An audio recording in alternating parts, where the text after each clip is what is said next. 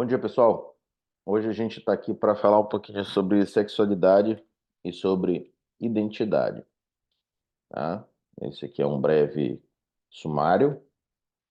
Nós temos como objetivo, então, hoje discutir aspectos gerais sobre a sexualidade e o desenvolvimento psicossexual e discutir aspectos gerais sobre a constituição identitária, tá?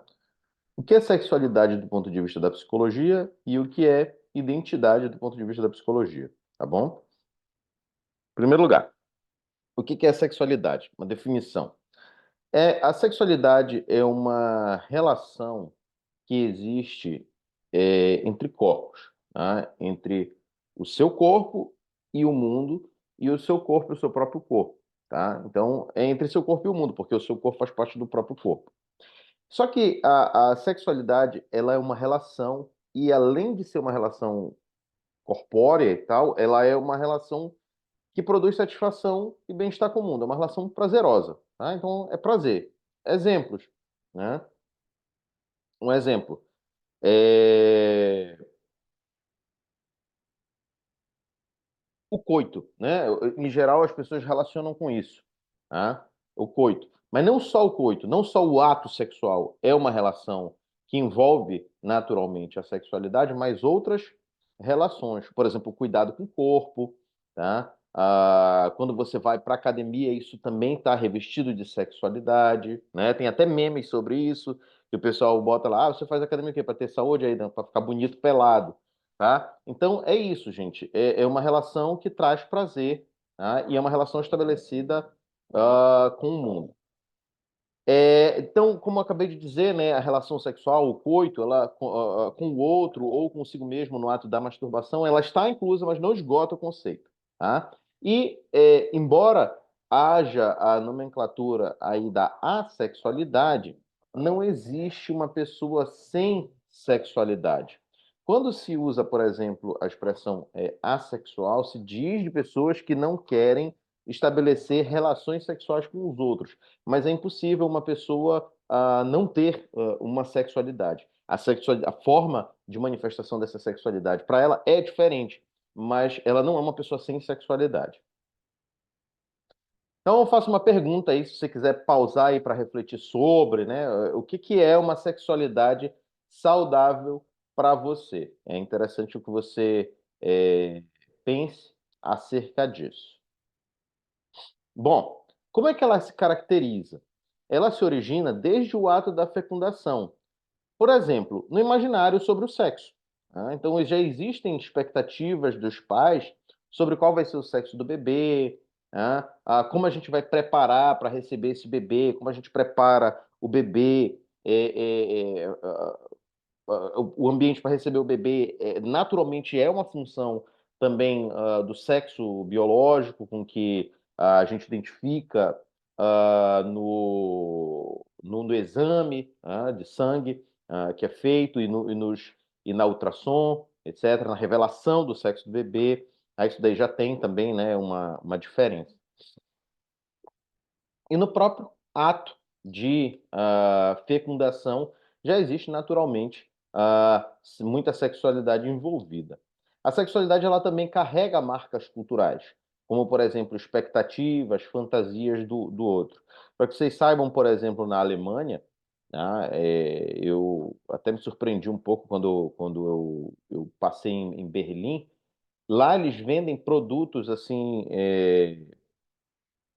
aqueles de sex shop, produtos eróticos, tá? No banheiro.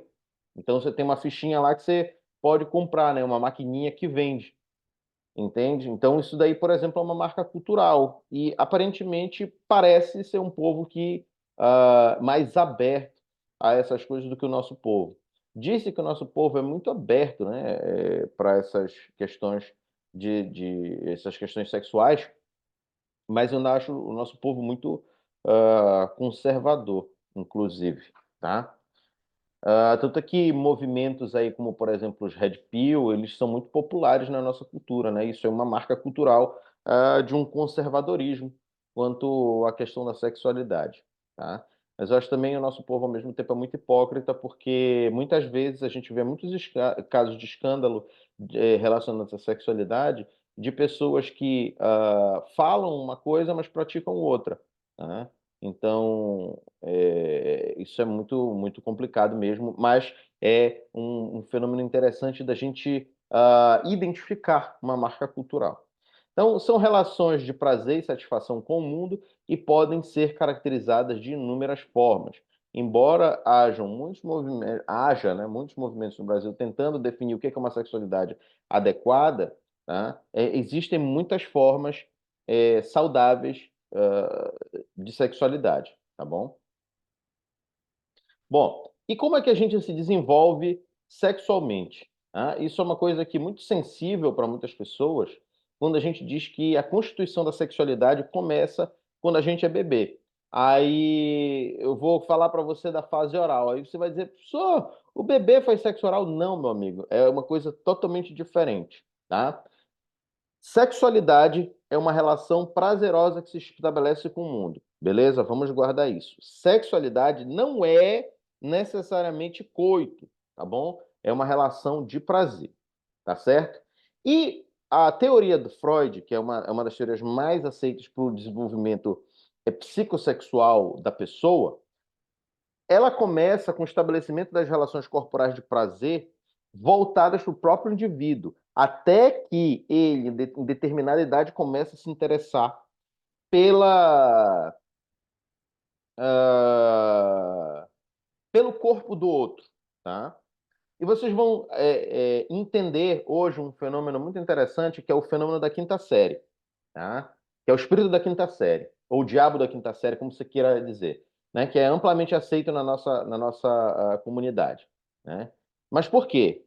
Já antecipo para vocês como um spoiler. O fenômeno da quinta série está fortemente correlacionado com a entrada numa fase do desenvolvimento psicossexual, que é a fase de, vamos dizer assim, a última fase, tá, do desenvolvimento psicossexual, que é a fase genital, tá certo?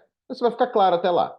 Então, a primeira coisa que a gente precisa entender é que esse desenvolvimento psicossexual, ele sai de um autoerotismo, ou seja, do investimento de prazer no próprio corpo, tá? Em direção ao corpo do outro, tá certo?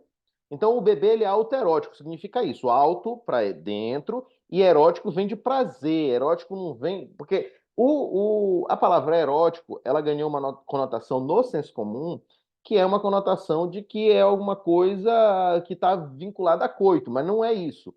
Eros, né? Eros é uma palavra que lá no grego ela está vinculada a amor, tá? Amor relaciona com repetição, com alguma coisa que volta, sabe? Que cicla, tá? E Thanatos, essa denominação é muito interessante. É de grego, vem do grego também e ela significa morte, ela significa destruição. Então o amor ele significa criação e a morte significa destruição, certo? Então erótico está relacionado a amor, a prazer, tá? Embora também nós tenhamos algum tipo de prazer na destruição. Isso nós vamos discutir nas próximas aulas, quando a gente for falar sobre a teoria freudiana, tá? Na psicanálise. Então, de certa maneira, tá? O prazer e a satisfação do bebê se encontram no próprio corpo. E o desenvolvimento sexual do bebê, ele atravessa 5 fases. A fase oral, a fase anal, a fase fálica, a fase da latência e a fase genital.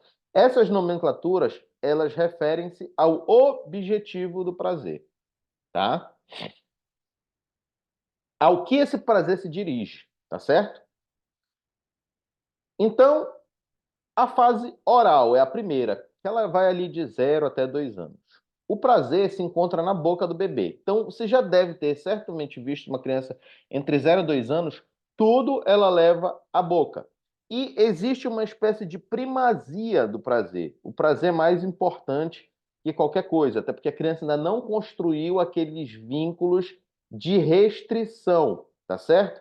Então, o que que acontece? Chupar o seio da mãe traz satisfação. Por quê? Porque ele acaba com a fome, aquela sensação angustiante que o bebê não consegue compreender e ele chora, ele grita justamente porque é uma sensação ruim. E o prazer vem justamente daí. Então não tem nada a ver com o sexo oral, tá? Fase oral significa o objetivo do prazer, né, do bebê que está vinculado à boca, ou seja, o bebê ele leva tudo à boca e ele, no caso, chupar o seio da mãe, que vai trazer o leite que o alimenta, né, lhe traz satisfação. A fase anal, tá? Novamente, não tem nada a ver com sexo anal, tá? Não tem nada a ver. É, a fase anal, o prazer, ele se encontra no ânus. Mais precisamente, não só no ânus, mas também na uretra, tá? Nos esfíncteres, anal e uretral, que é quando o bebê começa a aprender a controlar, tá? A excreção. Ou seja, antes o bebê, ele usa fralda, ele vai, faz cocô, ele não se segura. Tá? Ele faz xixi e não se segura.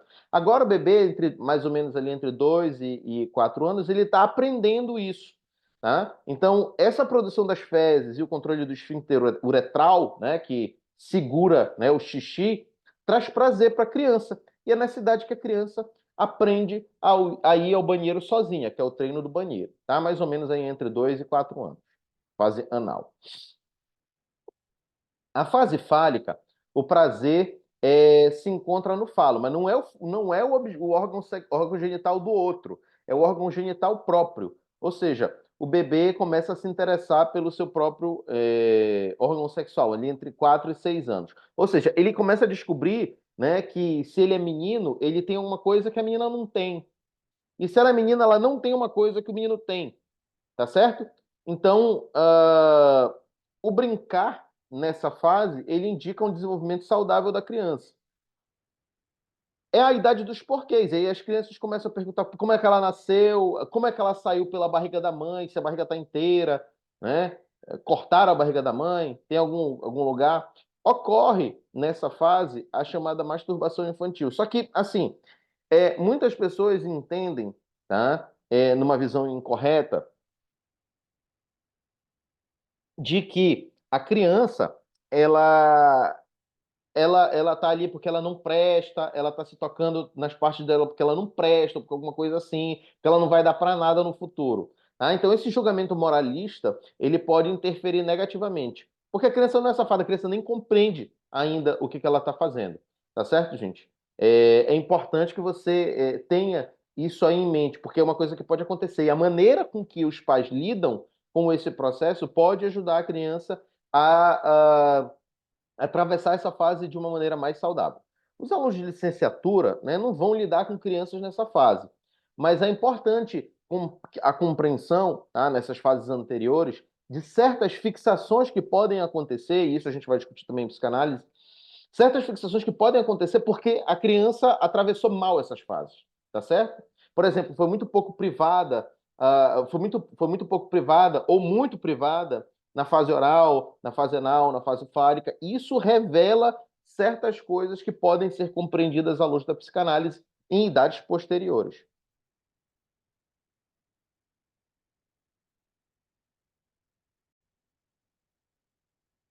Bom, depois de passar a, a fase a fase fálica, né, entra-se na fase da latência.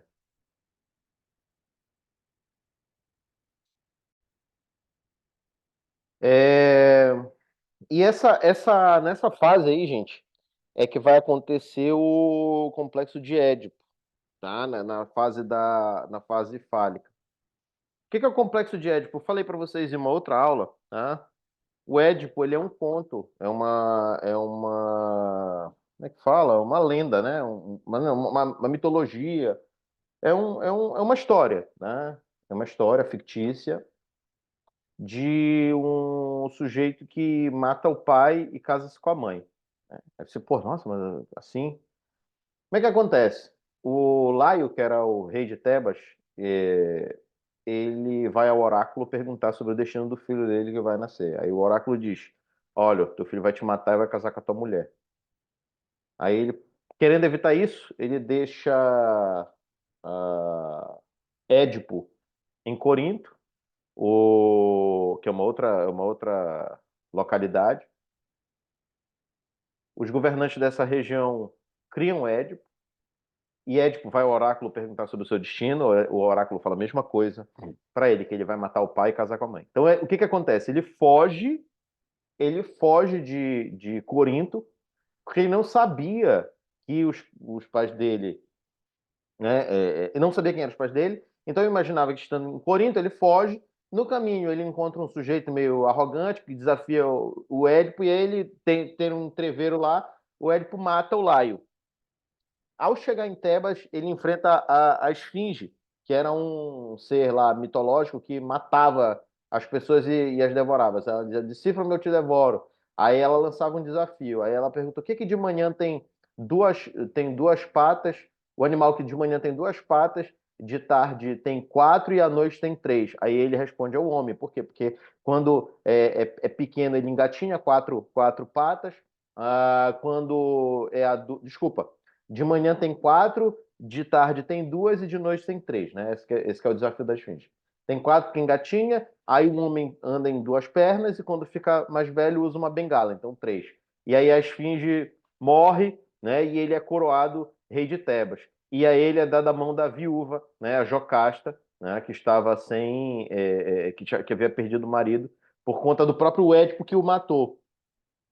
Quando Édipo descobre, né, e Jocasta descobrem que eles são mãe e filho, Jocasta se enforca e Édipo fura os próprios olhos. Eu tinha encontrado uma versão diferente. Eu falei a versão da Jocasta, inverti, né? Mas eu fui depois reler o conto, né? O conto não, né? A síntese do conto, tá? Que está lá na leitura de vocês lá, de sexualidade e identidade. E aí, né, Édipo se cega porque ele não, como uma punição de não ter reconhecido a própria mãe. Então, o Freud ele pega esse conto e ele vai dizer que é aí que a criança começa a desenvolver, né, o seu ego, ou seja, quando a gente fala ego, não é sinônimo de vaidade na psicologia, tá bom, gente? A gente usa até outras expressões, ego inflado, ego narcísico, enfim, outros caracterizadores, porque o ego, na verdade, é uma instância psíquica que é responsável pela sua vivência, tá? Então todo mundo tem um ego, tá certo? E a criança começa a desenvolver, né, o ego e a libido, tá? A libido é uma energia vital. Libido não é só vontade pelo coito. A libido é uma energia, de certa maneira, psíquica, tá? E essa libido ela começa a ser investida. A gente não vai falar sobre isso agora, né? Porque não é tema central dessa aula. Os mecanismos pelos quais essas coisas acontecem. A gente vai voltar para isso depois. Mas o que que acontece? A criança começa a investir a libido nas relações, ela começa a se entender como eu, começa a se entender como diferente do outro e começa a construir, né, a noção de objeto, que é uma noção tão cara para a psicanálise. Tá certo, gente? E aí ela constrói essa noção de objeto, ela enumera a mãe, que foi o seu primeiro objeto de prazer, tá? Objeto de satisfação e tal, né? Na época não era um objeto, porque a criança não tinha essa noção. Mas foi o seu primeiro elemento aí de prazer. E aí ele quer a mãe e ele tem, de certa maneira, inveja do pai, tá? Esse é o complexo de Édipo. Aí o que que acontece? A criança, para resolver esse complexo, ela tem um medo, porque o pai é fisicamente maior. A mãe é fisicamente maior também, no caso das meninas. O adulto é maior, tá?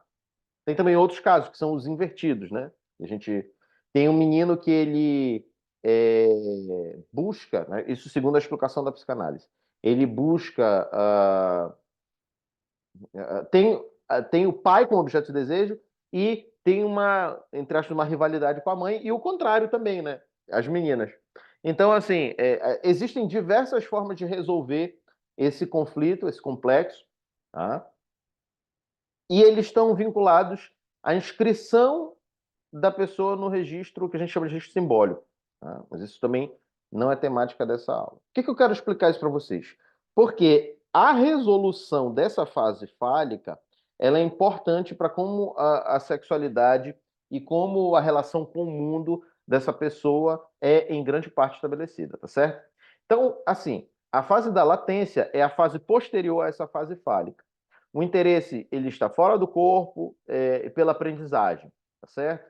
Então, nesse sentido, alguns fenômenos sociais são preocupantes, como, por exemplo, a erotização da infância, o fácil acesso à pornografia na internet e a própria presença de crianças nas redes sociais. Porque, assim, você pode dizer que você tem 18 anos e você tem 12.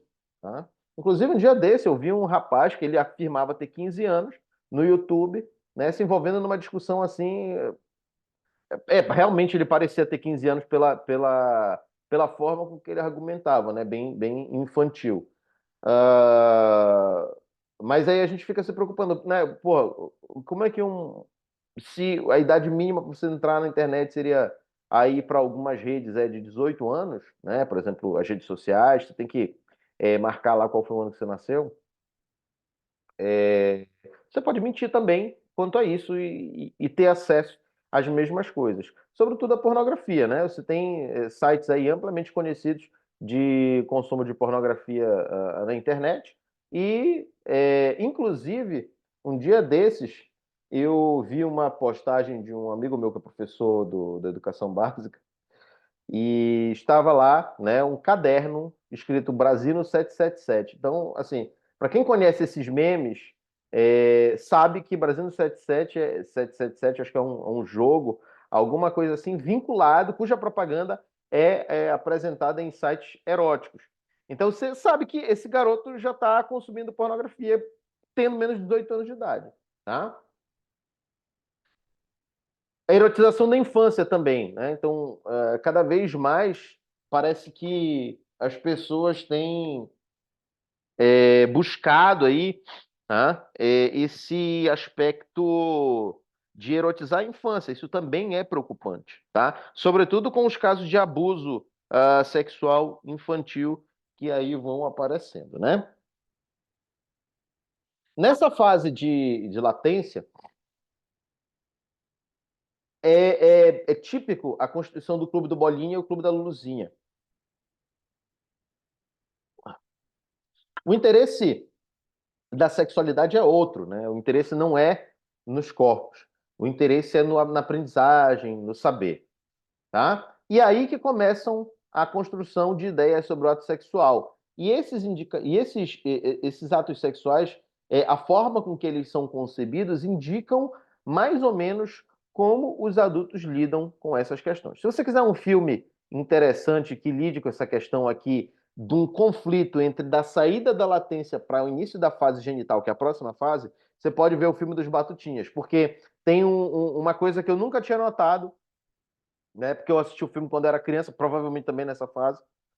A gente só via o lance do Clube do Bolinha, mas o Alfalfa, que é o personagem principal, ele tá num dilema enorme. Ele tá justamente nessa transição da fase da latência para a fase genital. Ele é apaixonado pela Darla, né? E tem uma hora que a Darla também é apaixonada por ele, eles se encontram e tal, e ela pede, digamos assim, para assumir o namoro deles, ou alguma coisa dessa natureza, eu não me lembro. Né? E aí ele fica naquele conflito, poxa, mas e os meus amigos aqui? E todo aquele lance, eu odeio meninas, blé, né? Ele fica nesse conflito, o Alfalfa, entre assumir o namoro, ou seja, adentrar a fase genital e permanecer nesse aspecto da latência, né, do clube do Bolinha, do ódio às meninas, etc. É bem interessante a forma com que isso é representado. A próxima fase é a fase genital. E aí é a fase do fenômeno da quinta série que eu falei para vocês. Por quê? É a fase em que se entra ali, próximo dos 10, 11 anos, tá? Na puberdade. Das 10 a 12 anos, vamos botar aí, que a fase da latência é um pouquinho mais demorada. Ela vai ali dos 6, 7 até 11, 12, né? 10, 11, 12. Tá? Aí envolve puberdade, uma revolução hormonal. Agora, o adolescente, né? As crianças são bem fofinhas e todas proporcionais e tal. Aí depois o adolescente começa a ficar todo meio torto, né? Às vezes o braço cresce mais do que o resto do corpo. Aí daqui a pouco o adolescente, aquele pequenino que dá uns tirão, né? Cresce muito quando tá ali por volta dos 16 anos. A voz começa a ficar aquela coisa meio fina, meio grossa, né? Aí nas meninas pode vir aparecer seios, né? Às vezes até precocemente em relação às outras meninas. Alguns meninos começam a desenvolver barba, músculos, né? Então, assim, Essas características sexuais secundárias, que é a presença de barba, músculos nos homens e nas meninas os seios, o desenvolvimento dos quadris, elas aparecem e elas mudam bastante e produzem até um luto daquele corpo de criança, uma perda, uma sensação de perda daquele corpo de criança, e pode ser uma fase muito complexa justamente por causa disso. Mas o que, que finalmente digamos assim, o ápice do desenvolvimento psicossexual da criança, tá? Aparece porque as formas de se relacionar com o mundo, com o corpo e com o outro, elas mudam. Agora você tem interesse no corpo do outro, certo? Então o menino começa a gostar de uma outra menina ou de outro menino, a menina começa a gostar de um menino ou de uma outra menina, enfim, né? Começam a haver essas questões de interesse e de investimento de libido, que novamente é uma energia vital, tá? A gente não está falando aqui só de coito, mas a gente está falando de relacionamento, de interesse, sabe, de aproximação, de conversa, de fica, de date, né? Como o pessoal tem falado, não é só o ato sexual em si, tá? E nesse momento é que a bissexualidade infantil se define em sexualidade adulta. O que é isso, gente? Parece. Criança. Agora, pô, você vai dizer que a criança é bissexual. Gente, quando a gente fala de bissexualidade, significa o seguinte, tá? Que nós não temos ainda uma sexualidade definida quando a gente nasce.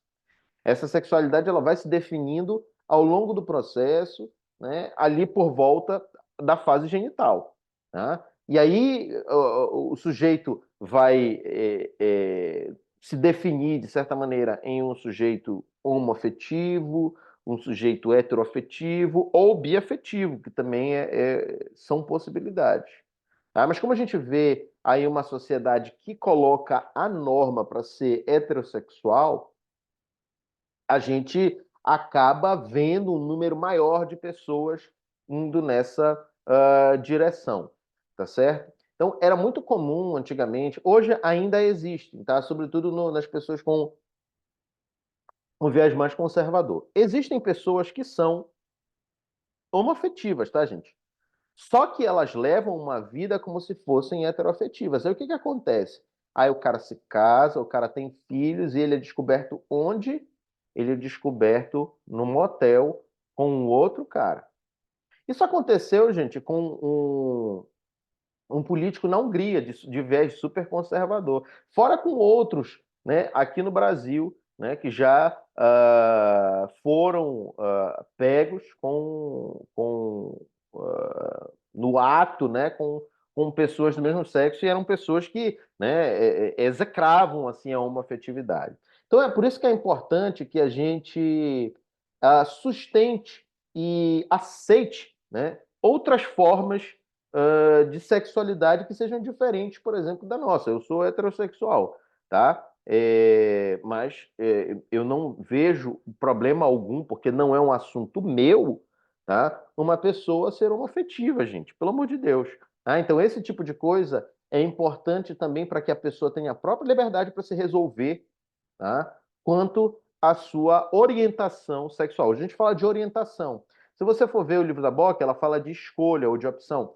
Na verdade, em sentido amplo, a gente pode até falar sobre opção, mas no seguinte sentido, que você escolhe alguém para ficar, né, gente? Você não vai ficar com todas as pessoas do mundo ou com nenhuma. Você escolhe alguém. Da mesma forma que eu fiz uma opção, tá, por uma pessoa, que é a Amanda, né? Todo mundo que me conhece há um tempo mais, né, já conhece a Amanda, que é minha companheira, tá? Mas, enfim, é minha orientação, é por onde eu vou, mas tem outras pessoas que não precisam ir por esse mesmo caminho, entende? Então, ó, por que que é bissexualidade infantil? Ainda tem outros elementos. Os corpos masculino e feminino, eles, embora a gente reforce muito as diferenças anatômicas, eles têm muitas coisas semelhantes. Por exemplo, nós homens temos glândulas mamárias residuais. Elas se desenvolvem nas mulheres devido à diferença hormonal entre os sexos, tá? Mas essa diferença hormonal, muitas pessoas falam que a testosterona é o hormônio masculino e o estrogênio é o hormônio feminino. Isso não é verdade, tá? O que que é a descrição mais adequada? A testosterona ela está em maior volume, maior concentração nos homens, mas os homens também têm estrógeno, tá? E o estrógeno está em maior concentração nas mulheres em comparação com a testosterona, mas a mulher também tem testosterona, tá? É isso que permite as meninas irem, né, para a academia e puxar aquele ferro, tá? E ganhar algum músculo, embora num ritmo, em geral, menor do que os homens, tá certo? Mas, por exemplo, a gente tem características sexuais primárias que são parecidas. O próprio pênis e o clitóris, eles são, assim, anatomicamente, é, o clitóris é como se fosse um pênis residual, tá? Então eles têm alguma semelhança anatômica, embora se manifestem de formas muito diferentes, tá? Da mesma forma que o objeto de desejo e o objeto de identificação, eles estão vinculados aí, tá?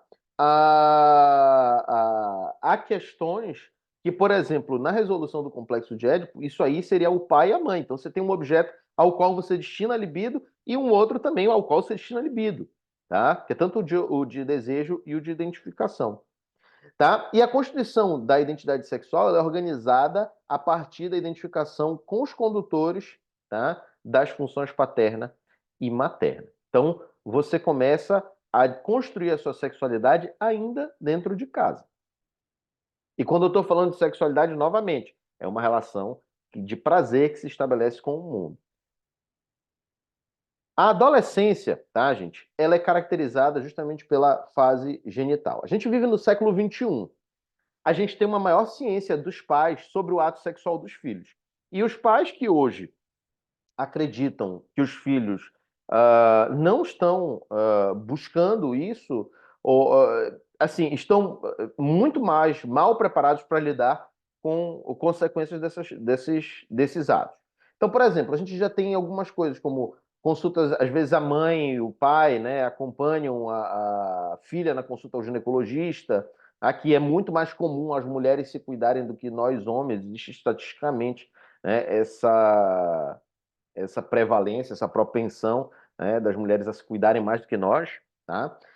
Preservativos são distribuídos gratuitamente, antes eles ficavam ali naquela coisa, não sei o quê, vai comprar um preservativo, eram quase escondidos. Isso em grande razão por conta da prevenção da AIDS. Houve um meme aí recentemente não, já faz alguns bons anos, tá? Que Pablo Vittar estava com o Matheus Carrilho em um clipe e Matheus Carrilho, ele é homoafetivo. Pablo Vittar, eu não sei como se identifica. Não sei se trans ou como travesti, tá? Mas eu creio que é trans, tá? De toda forma, Pablo Vittar, a possibilidade deles terem uma relação sexual ali ficou implícita no clipe, seria por meio do sexo anal. E aí, Matheus Carrilho mostra um preservativo no vídeo. A chuva de comentários que houve, pra quê? Gente, pelo amor de Deus, né? Quando se diz pra quê, você está dizendo que a camisinha só serve para contracepção. Eu fiquei sem entender, sem sacanagem. Na época eu fiquei sem entender, né? Porque, na verdade, o preservativo ele tem que ser usado para as relações não só como método contraceptivo. Ele é um forte método contraceptivo, mas também como método de prevenção de infecções sexualmente transmissíveis. Tá certo, gente? Então, assim, se você não sabia disso, eu imagino que você saiba, óbvio, né? Se você não sabia, agora você sabe, tá? Os preservativos ajudam muito, são fortes métodos de prevenção de infecções sexualmente transmissíveis. Então, o que estava implícito nesse discurso, nessa mensagem, que não foi falado nada? Só um mostrou uma camisinha para o outro. Que eles estavam num encontro furtivo, em que não se conheciam e não sabiam, né, se um tinha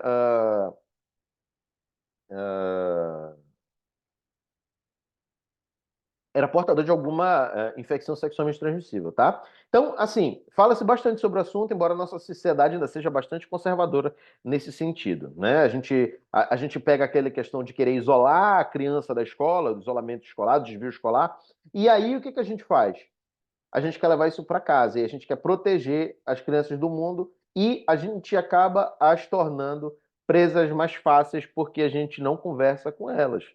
Tá certo, gente? Deixa eu falar uma outra coisa para vocês também que é interessante. É interessante não, é muito triste, mas é interessante para reflexão. Grande parte do abuso sexual infantil, ele não ocorre fora de casa, tá, gente? Ele ocorre dentro de casa. Lá na BOC também tem uma outra estatística que na França, metade dos estupros era realizado não contra mulheres adultas. Quer dizer, era realizado com mulheres adultas, né, naturalmente. Mas, porque a outra metade era com adolescentes, tá? Então imagina só, gente. Imagina só esse cenário de violência, esse cenário de desrespeito, esse cenário de roubo de dignidade de uma pessoa. É preciso, né, que a gente fale sobre educação sexual justamente por causa de prevenção de coisas que a criança ainda não entende muito bem, tá? Então, quando se fala de educação sexual, ninguém, absolutamente ninguém quer ensinar o seu filho a fazer sexo, ou melhor, vai ensinar o seu filho a fazer sexo sem incentivá-lo, mas dizendo: olha, você tem que usar preservativo. Por quê? Para você evitar a gravidez, para você evitar infecção sexualmente transmissível. A pessoa ela vai dizer o que é um abuso, tá certo? Vai dizer para o seu filho, vai ensinar para o seu filho o que é um abuso. E muitas vezes dentro de casa o pai não quer falar porque é justamente ele o abusador. Entende, gente? Então é importante que a gente tenha essa questão da educação sexual nas escolas, porque muitas vezes isso não é debatido em casa, tá?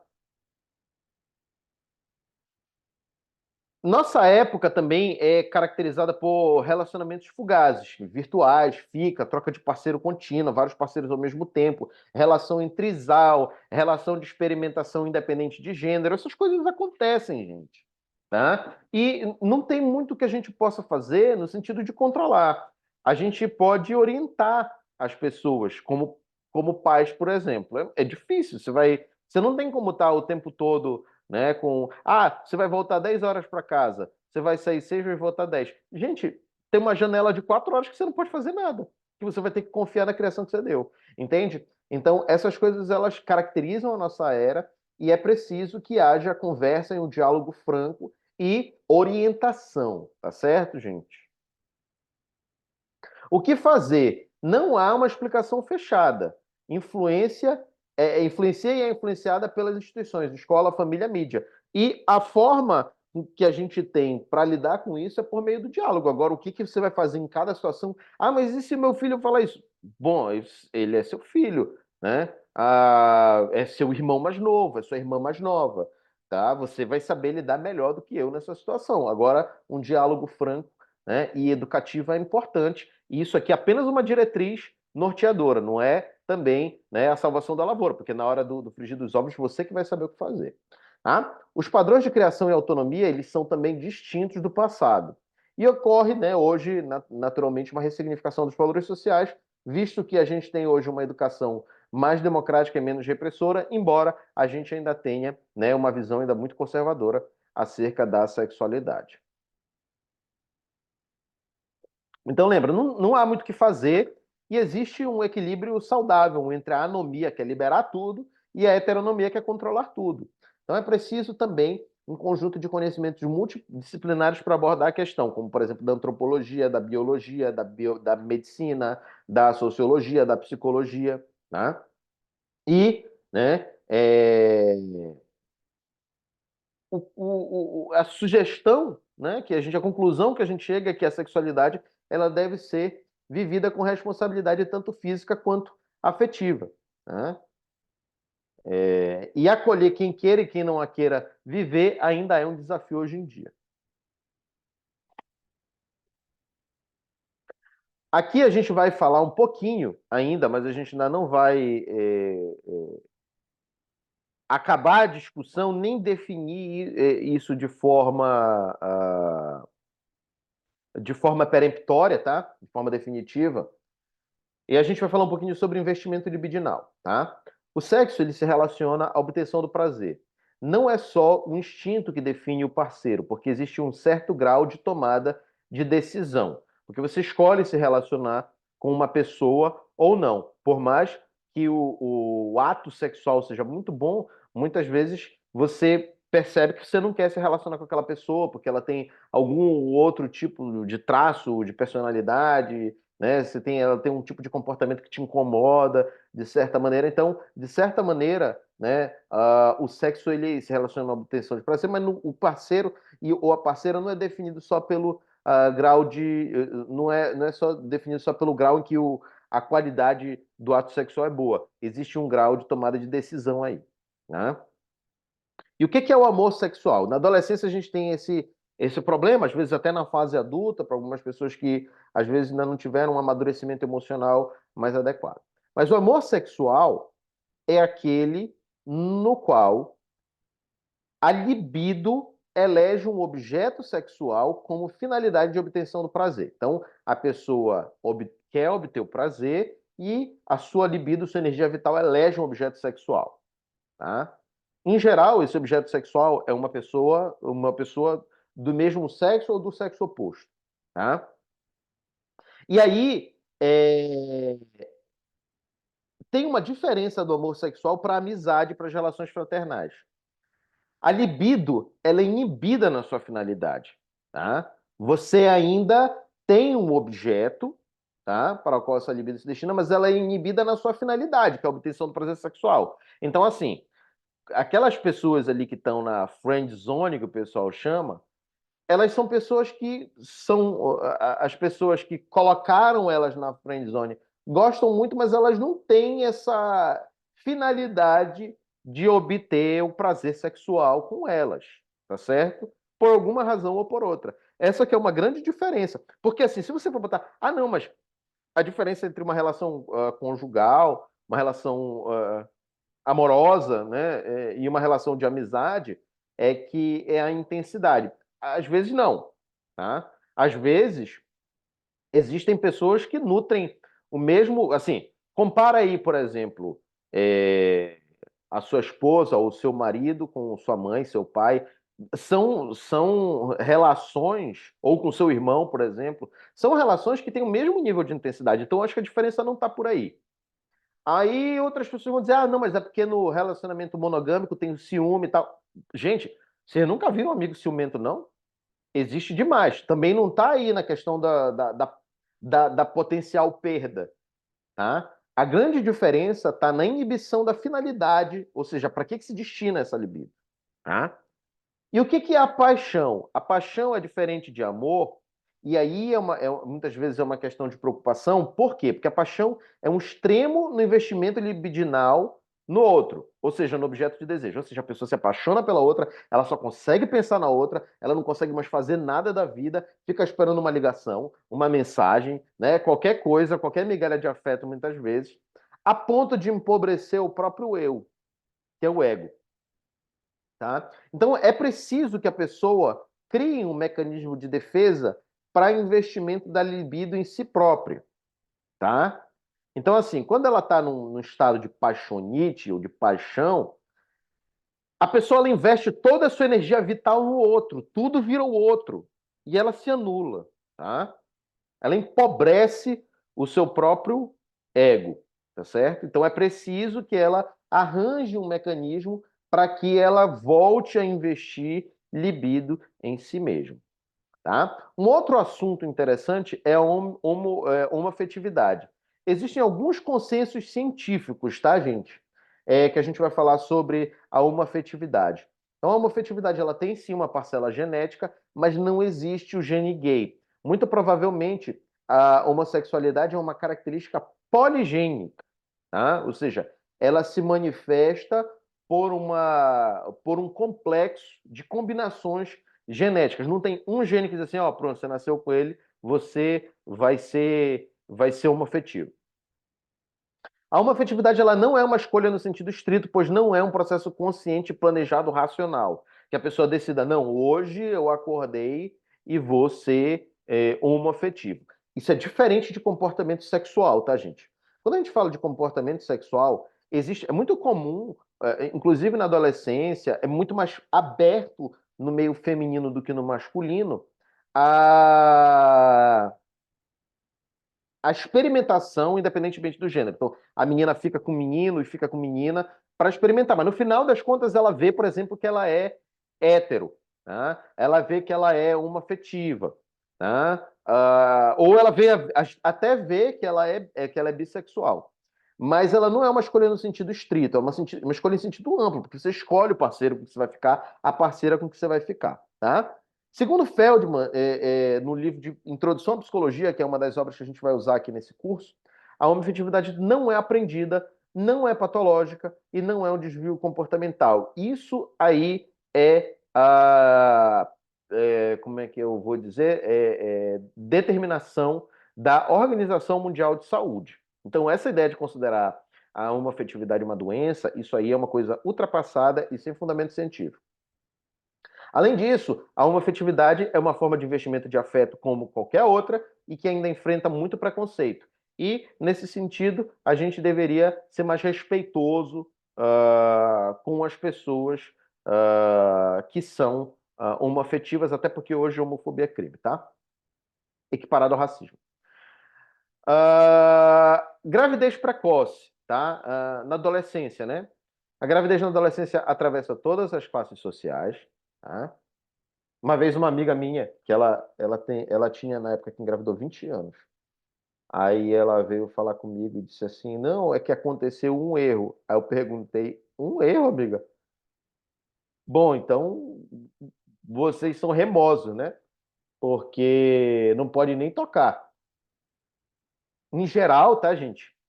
A gravidez na adolescência ela surge por conta de é,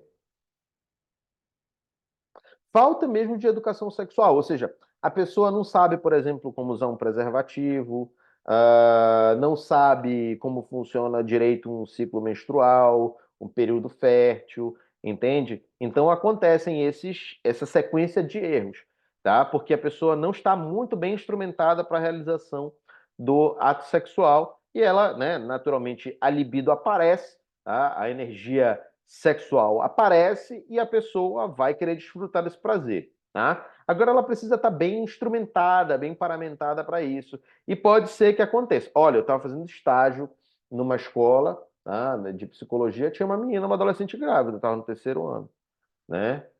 E isso é uma coisa muito comum, tá, gente? É também um fator de vulnerabilidade. Por quê? Porque se a menina engravida, tá? E o pai, né, também, é porque esse bebê, essa menina não engravidou sozinha, né?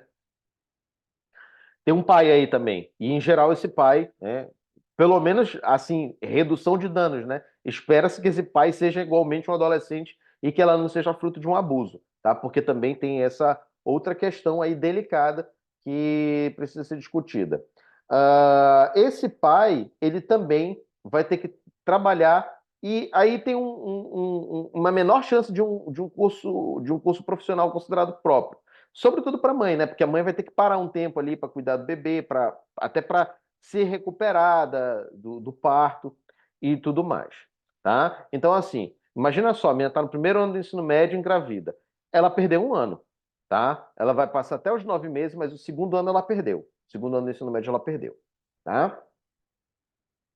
Qual é o papel do adulto? É permitir ou liberar? A gente é um meio tempo entre essas coisas, mas na verdade você não vai conseguir permitir nem liberar, porque também não vai ser uma decisão sua, tá?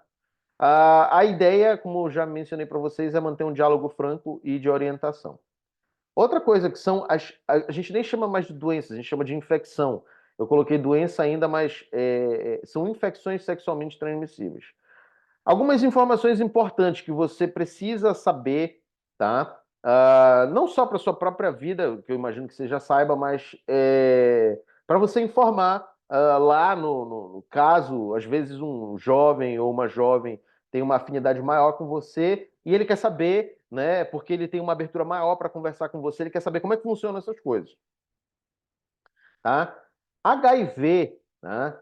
É o vírus da imunodeficiência humana e a AIDS é a infecção, tá? Que é a síndrome da imunodeficiência adquirida. Tá? Ela ocorre por troca de fluidos corporais, sangue, sobretudo, esperma e corrimento vaginal. Então, ela é sexualmente transmissível, mas ela também é transmissível por outras formas, como, por exemplo, o uso de drogas injetáveis, tal como a heroína, por exemplo, às vezes até por transfusão de sangue. Hoje em dia o controle está muito maior, né, e é muito mais raro, mas, por exemplo, o sociólogo Betinho, ele morreu em virtude de uma complicação de imunodeficiência ocasionada pela AIDS, e ninguém morre de AIDS, na verdade. A AIDS não é uma doença que mata. A AIDS, ela descobre o seu sistema imunológico, ela acaba o seu sistema imunológico. Quem te mata é uma pneumonia, é uma meningite, é uma tuberculose, alguma coisa dessa natureza, tá? O Betinho morreu porque foi fazer uma transfusão de sangue e essa transfusão de sangue acabou, né, ocasionando aí a contaminação dele. Né? A mídia teve uma influência muito positiva nisso, porque começou a fazer divulgação sobre formas de prevenção, tá? E, portanto, hoje isso popularizou o uso de preservativos. E existe uma influência sociocultural, né, da mídia sobre o uso do preservativo. Tá? E, assim, por que que isso aí é uma questão importante? Porque os jovens fazem sexo muitas vezes sem uso de proteção, tá? Então, é importante que haja essa orientação, até porque às vezes o jovem fica constrangido, né, de ir lá na farmácia fazer a aquisição do preservativo. Então, dizer, né, alguma coisa assim que quanto mais repressor é o ambiente, tá, menos o jovem vai tender a se esclarecer sobre isso. Então, é importante prover esse ambiente aí esclarecedor, né, e muito menos fantasioso de uma pureza, de uma inocência eterna, tá? Dos seus filhos, porque são seus filhos, tá? Ou dos seus alunos, porque são seus alunos. O contágio de parceiros em relações extraconjugais é uma coisa que acontece demais, tá, gente? Existem trabalhos científicos sobre isso, e muitas mulheres descobrem que estão com HIV porque foram fazer o exame. E elas disseram: Olha, mas eu sou monogâmica, eu sou fiel, nunca traí meu marido, como é que eu pude pegar? Aí você descobre, né? Era o marido que trouxe a infecção. Não vou dizer que também o caso contrário não aconteça, mas as estatísticas apontam que os homens se cuidam muito menos e que os homens trazem muito mais infecção sexualmente transmissível para casa do que as mulheres. Tá? Outra coisa, né? A abertura dos relacionamentos. É preciso um cuidado com a proteção do parceiro, tá, gente? Eu vi uma vez uma reportagem sobre um casal que aderiu ao swing, né? O swing é a troca de casais. Ou seja, pega um casal aqui, um outro casal aqui, aí o homem desse casal fica com a mulher desse casal, a mulher desse casal fica com esse homem. Ou, né, no caso, em casais homoafetivos, você pega 4 homens ou 4 mulheres, eles só vão se inverter. O primeiro, né, sei lá, o parceiro de um se relaciona com o outro e o outro se relaciona com um do segundo casal, tá? Então é importante haver essa proteção do parceiro. Ou seja, esse casal que aderiu ao swing, eles tinham a preocupação de fazer exames periódicos e de o uso do preservativo em qualquer relação fora deles dois, tá? Outra coisa também, medicamentos retrovirais. Hoje em dia, para uma pessoa morrer em virtude de complicações de imunodeficiência da AIDS, é muito difícil, porque já existem medicamentos retrovirais que provêm um tratamento de qualidade para o longo da vida. E tem um outro dispositivo hoje que é o PrEP, tá? Deixa eu pegar aqui o nome dele aqui no meu celular, que eu já vou falar aqui para vocês que eu lembro de cabeça, só lembro da sigla. É profilaxia pré-expositiva, né? PrEP, tá? É profilaxia pré-exposição a HIV. É um novo método de prevenção à infecção. Consiste na tomada diária de um comprimido que permite ao organismo estar preparado para enfrentar um possível contato com HIV, ou seja, o indivíduo se prepara antes de uma relação sexual de risco para o HIV, tá? Então já existe isso aí e, sobretudo para os profissionais do sexo, isso é uma ferramenta de trabalho muito importante, tá, gente? Porque isso é uma coisa também que sempre existiu e nunca vai deixar de existir, tá certo?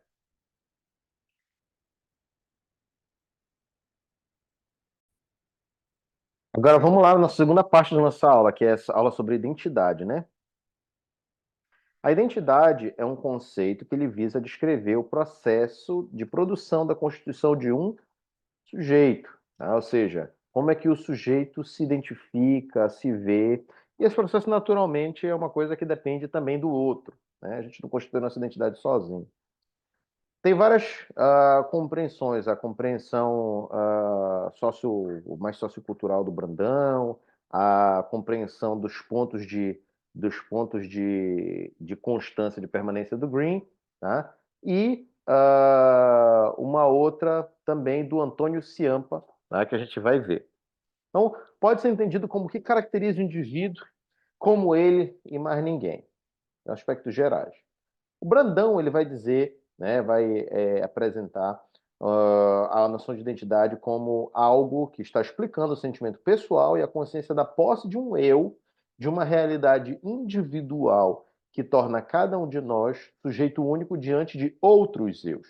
Então, é um eu em relação ao outro, o que nos constitui como únicos. Então, eu tenho uma consciência da minha continuidade em mim mesmo, ou seja, eu sou contínuo, eu não sou uma coisa que agora, não, olha, até aqui eu sou uma coisa, pronto, agora tem uma ruptura e eu agora sou outra pessoa, como por exemplo no filme Fragmentado, entende?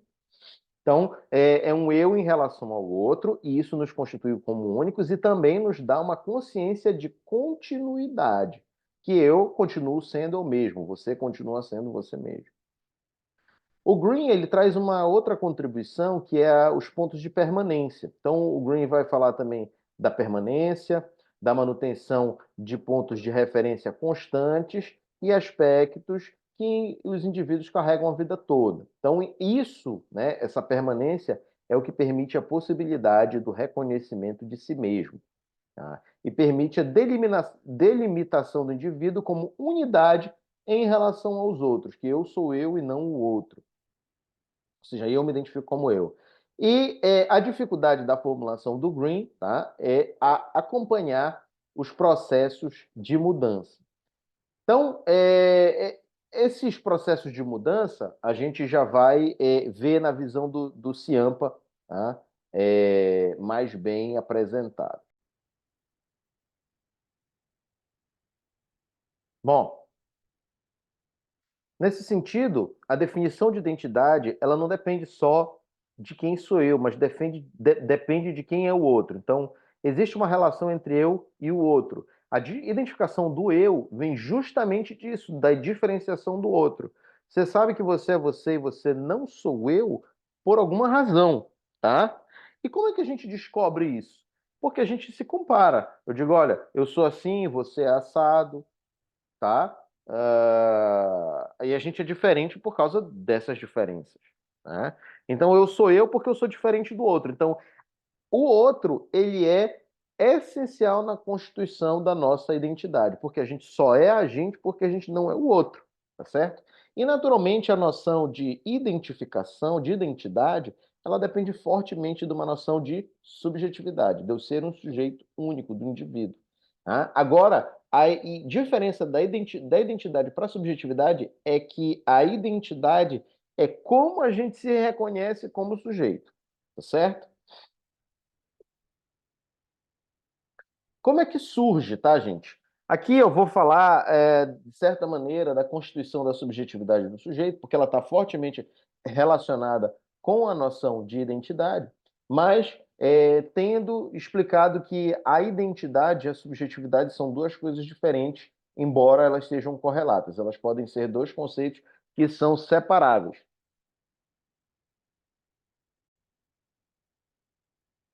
Tá? Então, como é que vai ocorrendo essa constituição?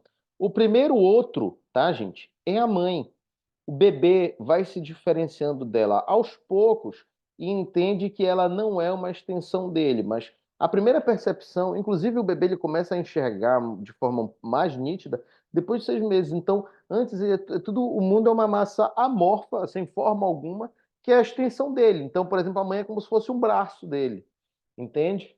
E ela aparece justamente lá para alimentá-lo, para servi-lo, tá? Então o bebê se diferencia dela e entende que ela não é uma extensão dele.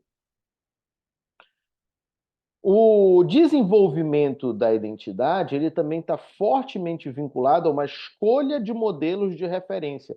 Quem você almeja ser, quem te inspira a ser alguma determinada coisa. Às vezes a sua identidade envolve algum elemento do seu pai, de algum herói que você viu na TV ou de uma heroína, né? Não precisa ser um super-herói, pode ser um herói no sentido de fez alguma coisa magnânima, né?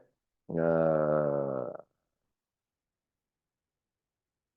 de algum colega que você gosta, ou às vezes até de alguém que você não gosta, e você não quer ser aquilo, tá? Então, ela envolve escolha de modelos de referência, que respondem às perguntas, o que eu sou e o que eu quero ser, ou o que eu não quero ser. E, no fundo, o que a gente pode responder com uma grande segurança é que você é uma coxa de retalhos de elementos do mundo. Quais são, não sei, cada um tem o seu. Então, aí fica difícil você precisar. Mas o que há de comum nessa construção da identidade é que nós somos uma coxa de retalhos de elementos do mundo. Bom, e a mudança, tá? Porque tem uma coisa que é interessante, mesmo mudando, a gente se reconhece como a gente ao longo do tempo. Como é que a gente permanece a gente mesmo? Como é que a gente permanece se reconhecendo? Tá?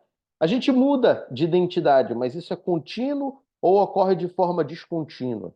Seria a identidade um processo ao invés de uma característica fixa? Então, a gente vai agora trazer a noção do Antônio Ciampa de identidade como metamorfose para descrevê-la como um processo, certo? A identidade é um processo e não alguma coisa fixa, estática, alguma coisa que vai mudando de maneira contínua, de maneira gradual, de forma que você consiga se reconhecer a si mesmo ao longo do tempo. Embora, por exemplo, muitas coisas da sua infância, né, você vai tentando rememorar, mas essas produções, muitas delas, são um pouquinho distorcidas daquilo que realmente aconteceram, tá certo? Exemplos de mudanças. Por exemplo, quando eu nasci no ano de 1987, tá? O meu irmão ainda não existia. Ele nasceu em junho de 1989. Então, até 2 anos e meio, eu era um filho único. Depois, eu virei um de dois filhos. Da mesma forma, você que tem irmão, né? Você que tem irmã que está nos assistindo, tá? Você, né? Por algum tempo, pode ter sido filho único, né? Se você é o irmão mais velho, a irmã mais velha, tá? E hoje não é mais, tá certo? Você também não é mais o primeiro aluno da classe, tá? Já aconteceu comigo também, né?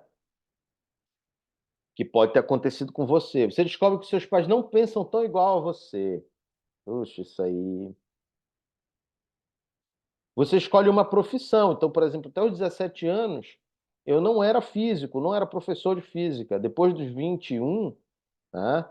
Eu já era, tá? Profissão de físico. Da mesma forma você.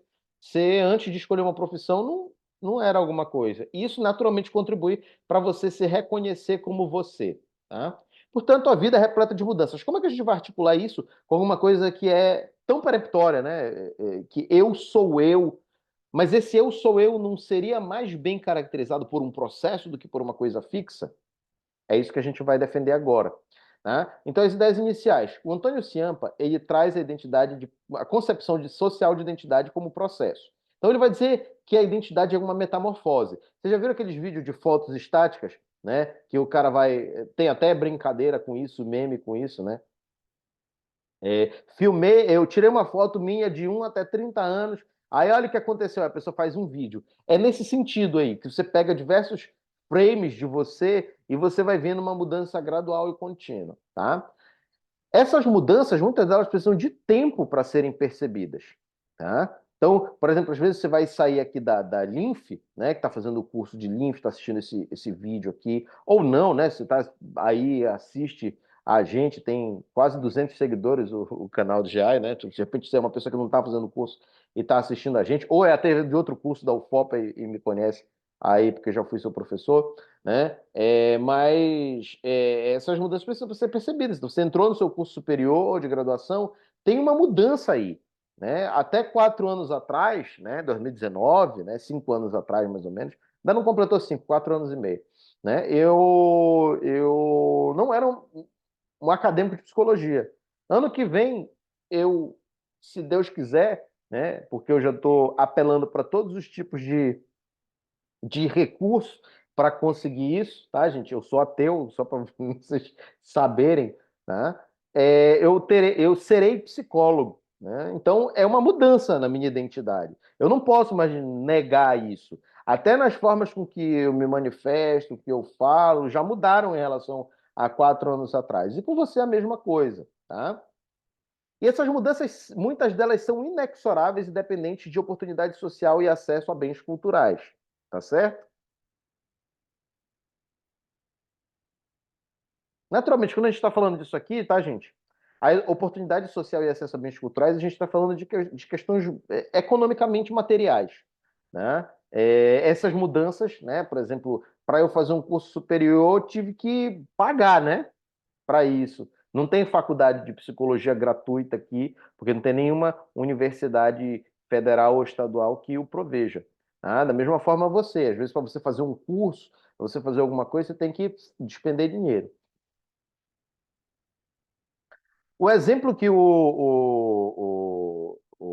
como é que é? O Ciampa traz, tá? É o do Severino. Ele vai dizer, ó, o meu nome é Severino, não tenho outro de pia. Como há muitos Severinos, que é santo de Romaria, deram então de me chamar de Severino de Maria. Como há muitos Severinos com mães chamadas Marias, fiquei sendo o da Maria, do finado Zacarias. Gente, vamos explicar o Severino aqui, a identidade do Severino. O que faz um Severino único? E ele reitera o tempo todo: não tem um Severino único, tem vários Severinos. Então, eu tenho essa característica. Ele retrata uma realidade social de estrutura frágil de família. Ele traz a religiosidade, tá? Porque ele vai dizer que Severino é santo de Romaria. Tá? A morte prematura do povo nordestino, porque ele vai dizer: ó, eu sou filho da Maria do finado Zacarias, ou seja, é, do povo nordestino, do sertão nordestino, mais para o interior, em condições econômicas mais precárias. Aí ele vai narrar isso. Então ele não é um Severino do Morumbi, por exemplo, né, no bairro nobre de São Paulo. Ele é um Severino lá do sertão nordestino. Aí ele continua. Mas para que me conheçam melhor, vossas senhorias, e melhor possam seguir a história da minha vida, passa a ser o Severino, que em vossa presença emigra. Então, o Severino se descreve na ação, é aquele que emigra. Então, possivelmente, Severino está se identificando como um retirante, tá? Que sai do Nordeste e emigra para um outro lugar em busca de melhores condições de vida, tá certo? Então, o que que acontece, gente? Isso aqui, né, ele vai construindo a identidade dele por meio do discurso e vai mostrando para a gente por que ele é um Severino e não outro, né? E por que ele se identifica com isso? Então, nesse sentido da identidade como metamorfose, a atividade constrói a identidade. Então, o Severino se descreve na ação, se descreve como um emigrante. Tá? Ela é uma predicação de uma atividade. Eu sou o que eu faço naquele momento. Nesse momento, eu estou sendo professor. Daqui a pouco, eu vou ser bodybuilder porque eu vou para academia. Tá? Mais tarde, eu volto a ser professor de novo. Talvez, né, eu me encontre numa outra posição mais tarde. Talvez eu vá ser o companheiro da Amanda, porque eu vou, né, ir na casa dos pais da minha companheira, onde ela atualmente mora. Tá? Não posso me identificar totalmente em dado grupo o tempo todo. O que você faz aqui? O que você faz em outros grupos? Tá? Você não faz parte só de um grupo, você não é só a sua família, você não é só a sua igreja, você não é só o estudante de qualquer coisa no ensino superior, você não é só o jogador de bola do final de semana, você não é só o tocador de banda, você não é o, enfim, né, o que você quiser caracterizar aí, tá? Então você se caracteriza por diversas coisas. No caso do Severino, ocorre a construção da personagem e muitas vezes o congelamento da atividade acontece, tá? E ocorre uma perda da dinâmica da transformação. E a gente vai dar esse exemplo com o próprio Severino. Por quê? Porque a atividade ela transforma o meio e o meio transforma a atividade. A identidade ela vai mudando com a identidade. Essa noção ela está muito vinculada a uma vertente sócio-histórica da psicologia, tá? Por quê? Porque ela vai trazer uma transformação mútua do sujeito em atividade, certo? Por exemplo, uma atividade central aí na psicologia sócio-histórica é o trabalho, tá? Então, o que se faz, tá? Transforma o meio e o meio transforma essa atividade. Então, por exemplo, né, o Severino, que era lavrador já não é mais. Então, a noção de uma identidade processual que está se modificando a toda hora está relacionada justamente a isso, ao fato de que você interage com o meio e que o meio modifica, é modificado e ele também te modifica. Nesse sentido, o congelamento da atividade, a perda da dinâmica da transformação produzem o que a gente chama de identidade mito, que é uma personagem congelada, independentemente da ação, que dá uma ilusão de substancialidade. É o que a gente chama de complexo de Gabriela. Eu sou mesmo assim, eu cresci assim, eu sou mesmo assim, Gabriela. É uma música, né? A música da Gabriela, que é tema, né, acho que é da novela Gabriela Cravo Canela, tá? Com a Sônia Braga. Mas isso é uma ilusão, porque na verdade a identidade ela é um processo, haja vista que é um fato concreto, o de que a realidade vai sendo alterada ao longo do tempo e você não é diferente disso. Então, é mais adequado, quando a gente estiver lidando com identidade, falar que eu estou ao invés de eu sou. Então, eu estou hoje aluno de psicologia, você está hoje aluno da matemática e física, né?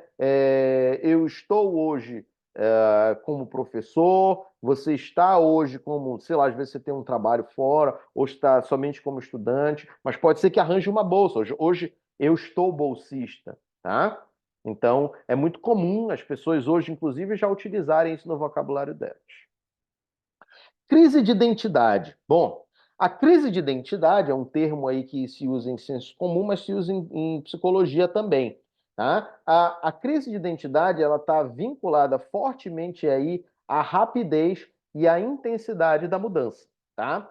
A identidade é um processo de construção permanente em transformação contínua, mas muitas vezes esse processo acontece rápido demais. Por quê? O novo ele se funde com o velho. Ontem eu era criança, hoje adolescente, amanhã adulto. Isso passa às vezes no intervalo de tempo que é muito difícil de processar. Então a crise de identidade ocorre quando o processo de mudança acontece de forma intensa, confusa, angustiante e dolorosa. Aí você se pergunta, quem sou eu? Por exemplo, na adolescência, a crise de identidade, tá? Ela pode se manifestar de várias formas. Tem uma das tendências é a de redefinir ou ratificar seu modo de ser e estar no mundo para si e para os outros. Ou seja, você muda para você para você, como é que eu posso dizer? É, Você muda o seu modo de ser para se mostrar para os outros, entende? Você muda completamente seu círculo de amizade, você muda completamente a sua forma de ser, a forma que você concebe o mundo. Ou você ratifica isso, né? Tá? Ou você ratifica, você diz assim, não, eu sou assim e pronto, e começa o embate, né? Na adolescência, ocorre uma sequência de mudanças corporais, intelectuais, afetivas e psicossociais. Então, essas mudanças ocorrem muito rapidamente e, portanto, pode ser que você entre num processo de crise e você comece a ou mudar tudo ou a tentar ratificar tudo, que são as posições mais rígidas, extremas, né, desse contínuo. Pode ocorrer um luto, a perda do antigo, a perda do corpo de criança, a perda das atividades que você fazia quando era criança. Você não joga mais videogame, agora você se interessa por pessoas, né? Você se interessa por namorar alguém, né? Você se interessa por ganhar 10-10 ou o 10-10, né?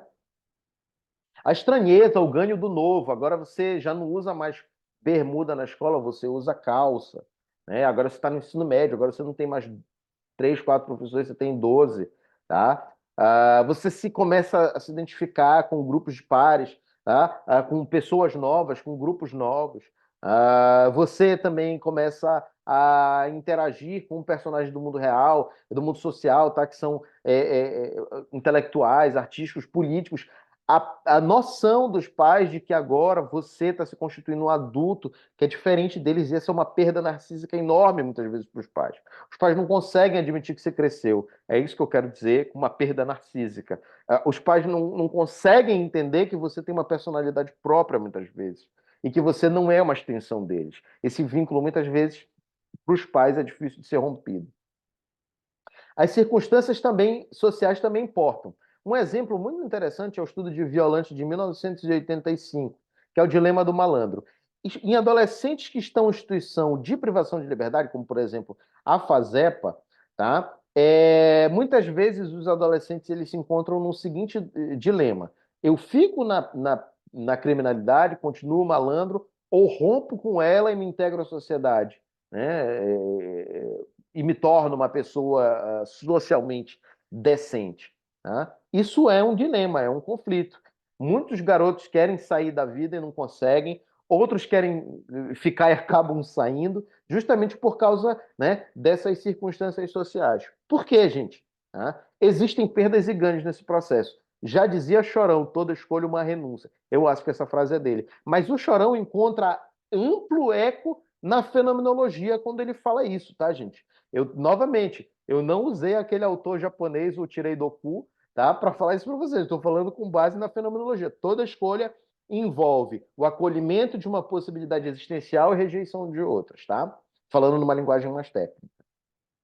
Então, os discursos dos pares e dos colegas de referência são muito relevantes, não só no dilema do malandro, mas também na escola. Por isso que os pais, uma das maiores preocupações é que amizade você está se metendo.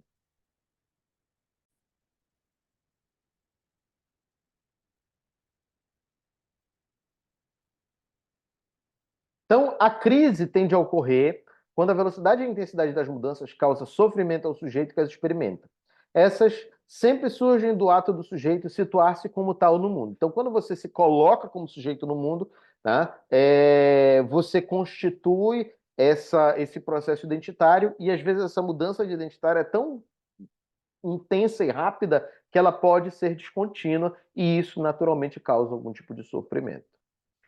Estigma, tá? O que que é o estigma? O estigma é um conceito vinculado com a identidade, que ele é algo que tem um aspecto negativo. Ele pega marcas e atributos sociais que o indivíduo, grupo ou povo carrega, e em geral ele tem valor negativo ou pejorativo atribuído socialmente. Exemplo, né? Pessoas homoafetivas, negros, indígenas, asiáticos, africanos, outros povos, mulheres, prostitutas, portadores do HIV, pessoas com deficiência, judeus na Alemanha nazista e negros na apartheid, todos esses processos envolveram certa estigmatização. E você vê, né, por exemplo, quando você tem alguém falando sobre racismo, a pessoa, agora tem racismo toda hora, né? Alguém quando fala sobre homofobia, agora é homofobia toda hora, né? Por quê? Porque a sociedade ela está arranjada para excluir essas pessoas. E quando essas pessoas trazem algum tipo de reivindicação, elas criam um alvo nas costas delas. Esse aqui é o do movimento negro, esse aqui é o do movimento indígena, esse aqui é o do movimento homoafetivo, esse aqui é o asiático. Ah, mas a gente deixa porque o asiático é inteligente. O que você vê de comentário dizendo assim, asiático é inteligente, asiático é disciplinado. Na verdade, as pessoas nem dizem que asiático é inteligente, elas falam que a disciplina do asiático é incrível. Tá? Tudo bem, pode até ser que os países asiáticos invistam em disciplina, mas você atribuir essa característica a todo um grupo social e transformá-lo como homogêneo, isso é uma espécie de desumanização, gente. Você não tem como negar. Você transforma as pessoas em objetos, entende? Por quê? Porque o que é igualzinho esse copo, e olha que eu vou falar uma coisa para vocês. Por controle de qualidade, ainda são aceitas algumas pequenas variações em copos dessa natureza. Você faz pior do que com copo quando você estigmatiza alguém. A mesma coisa com mulheres. Mulher é tudo igual. Esse movimento Red Pill, eles são super danosos nesse sentido. Tá? Prostitutas, portadores de HIV, né? Pessoa com deficiência, então você pega um grupo grande que tem uma mesma característica e você reduz eles a essa característica. É isso que é o estigma, tá? Essas marcas e atributos sociais que o indivíduo, grupo ou povo carrega e, em geral, eles têm valor negativo ou pejorativo atribuído socialmente. E entenda, você vai ter algumas pessoas aqui nesse grupo. É muito provável que você não tenha negros do apartheid, tá? Ou que você não tenha judeus da Alemanha nazista. Até porque a gente já tem aí 80 anos, tá? Que esse processo aconteceu, né? Cerca de 80 anos, a gente está no 2024, a Segunda Guerra começou em 1939, tá? Então tem mais do que 80 anos aí, tá? De que isso ocorreu. Então, provavelmente a grande maioria já morreu, você não vai ter um judeu da Alemanha nazista. Mas você pode ter um aluno que é descendente judeu da Alemanha nazista, tá? Por exemplo.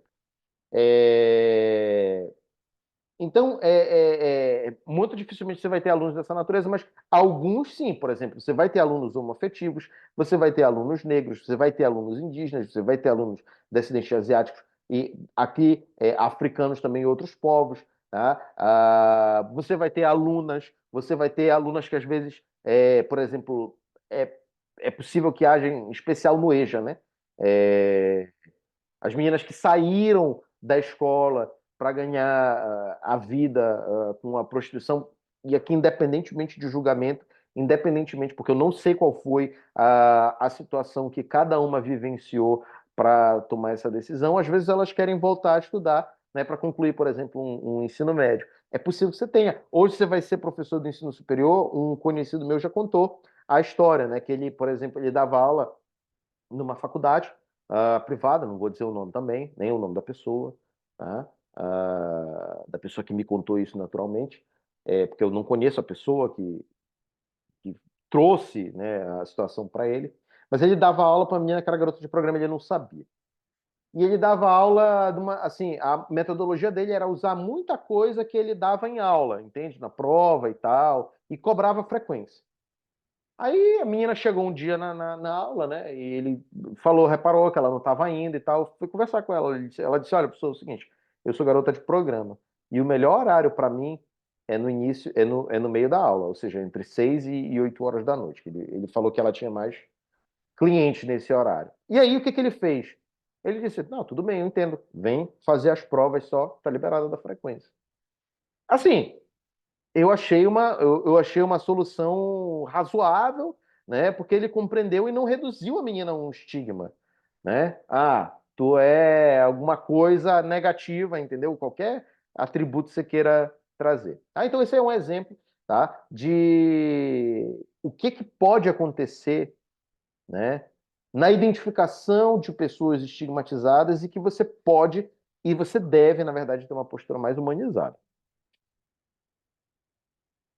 Então, a identidade, tá? Ela é uma metamorfose. E o estigma, ele é justamente um aspecto da identidade mito. Ou seja, você congela a pessoa e congela um grupo todo em uma determinada ideia. Tá? Qual é a estrutura dessa ideia? O estigma muitas vezes determina um destino de exclusão, tá? Eles também são perpetuados por educação familiar, escola e meios de comunicação em massa. Então, por isso que a nossa luta deve ser por uma desestigmatização desses grupos e dessas pessoas, tá? Aí eu petralha, eu sou petralha. Gente, eu estou falando aqui de alguma coisa que não era para ser pauta de debate ou defendida pela esquerda. Deveria ser defendida por ampla sociedade, tá? Porque toda a sociedade convive conosco, tá? Revelam uma dificuldade nossa em lidar com as diferenças. A gente tem essa dificuldade, tá? Porque é mais processamento cognitivo. Nós somos avaros cognitivos e os estudos em psicologia social, sobretudo, né, os que estão narrados aí no livro do Haroldo Rodrigues, que tem uma. Não é o professor Haroldo, tá? É igualzinho a grafia do nome, Haroldo com A e Rodrigues, mas não é o professor Haroldo, é um pesquisador da psicologia chamado Haroldo Rodrigues, tá? Que ele tem um livro muito legal e ele narra muito bem, tá? Esses eventos, estudos experimentais com preconceito e discriminação. por conta da estigmatização, tá? É uma leitura a mais aí que você quiser ler, né? É, narra muito bem isso.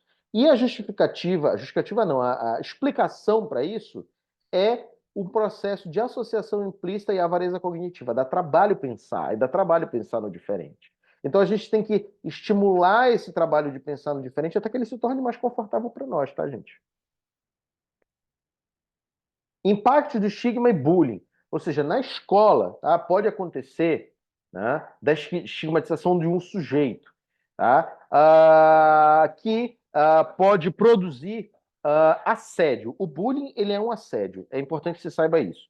Bullying não é você sacanear o colega te sacanear de volta. É você assediar um colega que não quer ser sacaneado, tá, e que não quer participar da brincadeira e que coletivamente, ou às vezes até de um ponto de vista individual, ocorre uma perseguição a esse colega, tá certo?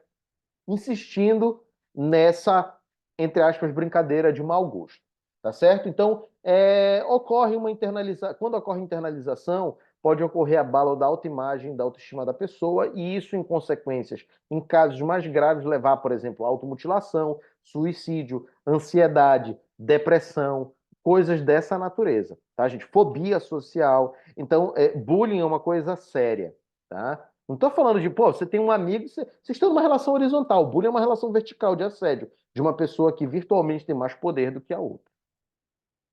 Então, muitas vezes esse aspecto do estigma, alguns deles podem estar relacionados a aspectos inatos ou adquiridos. Às vezes a pessoa sofre bullying porque é pequena, sofre bullying porque é mais fraca, sofre bullying por algum tipo de condição que tenha, tá?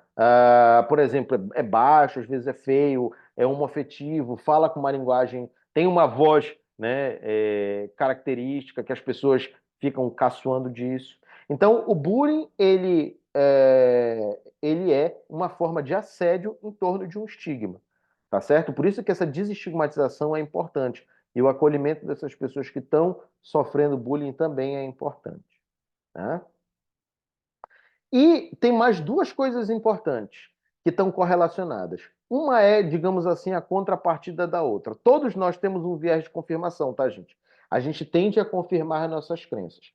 Quando a gente internaliza um estigma, ele vira uma crença nossa, certo? Eu sou incapaz, eu não posso ser amado, isso vira uma crença nossa.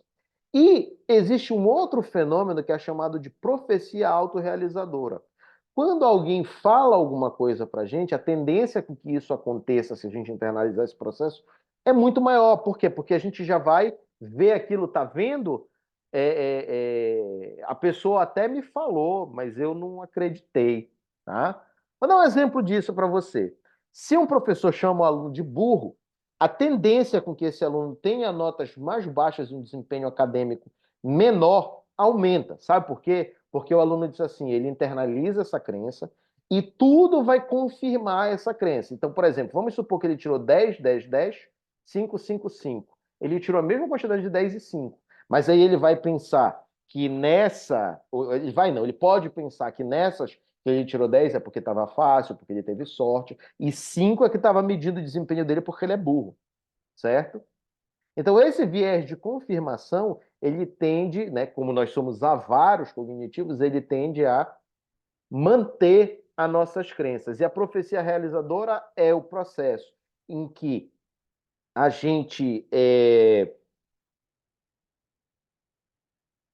tem um determinado comportamento que é mais compatível com uma crença que em nós foi introjetada. Ou seja, alguém introduz uma crença na gente, sobretudo adolescentes e crianças estão muito mais suscetíveis a isso, né? E a gente vai lá e se comporta exatamente da forma com que essa crença foi introjetada. Então, o exemplo é, chamou o aluno de burro, a tendência que ele vai ter é tirar nota menor.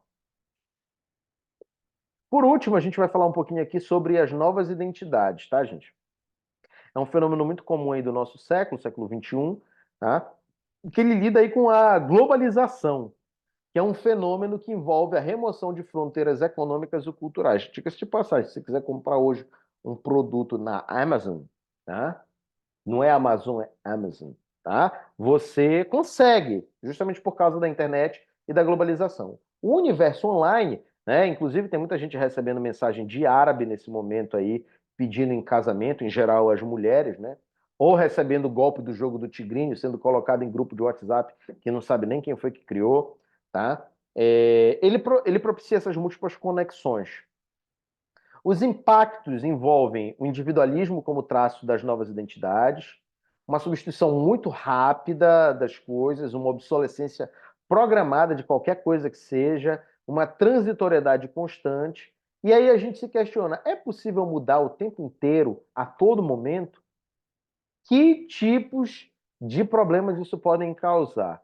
Não sei se existem já estudos científicos correlacionando esses fatores, mas existem muitos estudos científicos, sim, em um campo da psicologia mostrando que hoje, né, existem, por exemplo, o país o Brasil é um dos países mais ansiosos do mundo, se não for o mais, tá? A gente pode correlacionar isso com a internet, com essa mudança o tempo todo, que todo dia você tem que vencer e que você tem que imitar ou lacrar, independentemente aí do seu espectro político, estou contemplando os dois, tá? É possível se transformar o tempo todo, tá? E a gente vê, naturalmente, o pessoal até fala da geração TikTok, que é a geração de vocês, tá? A maioria que está assistindo esse vídeo, tá? Que é uma geração que não termina nada que começa, que não sei o quê, que é muito dinâmica, mas isso carrega um fenômeno que não é só porque as pessoas nasceram nesse, ou melhor, é porque as pessoas nasceram nesse tempo, mas é não porque nasceram nesse tempo, e sim porque estão imersos num meio que é assim, e o sistema capitalista, hemos de dizer, é um sistema que tem investido fortemente nesse processo. Então ocorre uma ruptura com as gerações anteriores, ou seja, de fato, ocorre uma mudança no contexto em que a gente viveu. E, por exemplo, na minha época em que não tinha tanta internet no celular, eu sou da transição entre essas épocas, a gente tinha celular, mas o celular não tinha internet. Eu lembro que no ano de 2006 eu tive primeira vez internet no meu celular, mas a internet não funcionava e ela era 50 centavos o minuto. Tá? Então eu não usava internet. Em 2010 eu já tinha Facebook. Em 2013 eu tive, eu creio que o meu primeiro smartphone com internet, tá? Mas funcionava muito mal também.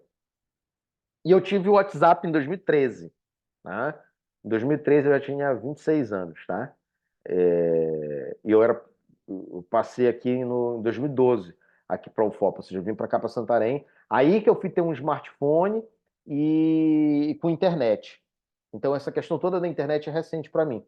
Tem cerca de 12 anos aí na minha vida. Alguns de vocês já nasceram, né, com o smartphone na mão aí, vamos exagerar um pouquinho, né?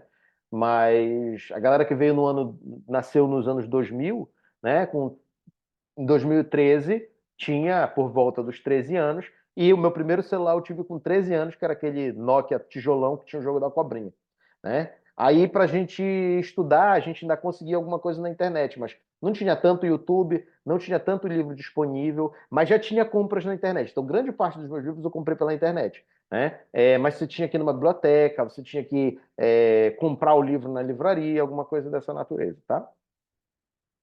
Então, sim, tem muita mudança. Conclusões, tá, gente?